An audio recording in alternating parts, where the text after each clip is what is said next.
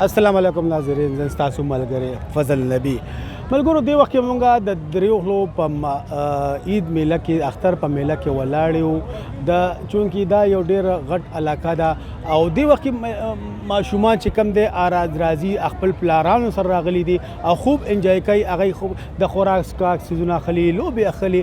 خو دې میله کې ملګرو داسې یو ماشوم ما هم صحیح کو چې د تعلق چې کم دی د جړوبې سره دی او هغې ځینې خر او خپل خر چې کم دی هغوی واحد ماشي چې کم دی هغه دغه ده د کور چې هغې باندې خپله ګټه کوي. نو دې میلې ته راوستی دی. دا واړه واړه ماشومان دي ملګرو، دوی راغلي دي او دې خر نه چې کم دی نو هغه ماشومان پیسوري او ماشومان نه هغوی پیسې اخلي.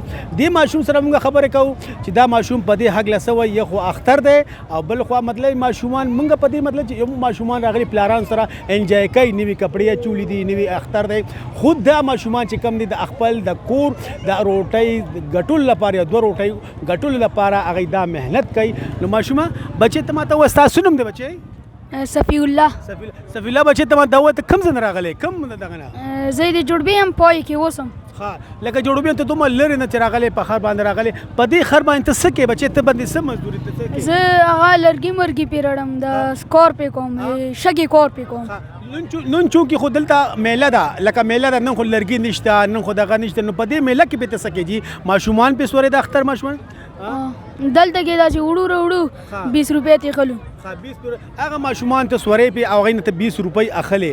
لکه هغه 20 روپۍ لکه دا یو ماشوم پې هم سور دی. دا ماشوم چې کم دی سفیان چې کم تاسو د دې خبرې واورېدې ملګرو اختر دی، پاکې جامې ټول هر ماشوم چې کم دی چولي پلار سره راغلی، رور سره راغلی او ښه انجوای کوي. خو لیکن بل طرف چې کم مونږ دا ماشومان چې کم دی وی ګورئ جي دا زمونږ ګلونه زمونږ مستقبل، هغه مستقبل چې کم دی هغه نن یو مطلب چې نور دغه نه کوي. نو هغه د چونکې د لوبو دور دی، دغه ماشومان تاسو ګورئ خپل انجوای څنګه میله ده او انجوای کوي.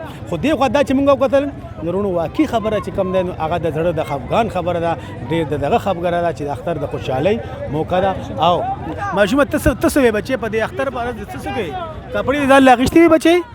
نه زړو کپړو لکه دوی چې ما زړې کپړې دي لکه تیر کا بالکل واضح ښکاري نه دا بوټان دي جي او دا غریب چې کم دی راغلی دی او خپل محنت مزدور د ډېر لرې نه راغلی جي. د کم از کم د هر مزل چې کم دی نو هغه کم از کم یو غنټو کې هغه دلته رسېدلی. تاسو دا ته څه وایې د اختر مبارک څه وایې بچې؟ سپلۍ دې اخیستې وي؟ نه سپلۍ دې نه دي اخیستې وي جي او دلته راغلی مزدورۍ لپاره راغلی اختر پر ورځ باندې. بالکل تاسو دا واورېدل دا مزدور جي به نور بس نه وایو جي به تاسو دا په خپله تاسو وکتل دا هغه زمونږ د ملک هغه طبقاتي نظام دی جي. سره به دا وایو جي چې الله ډېره مهرباني جي. والسلام جي.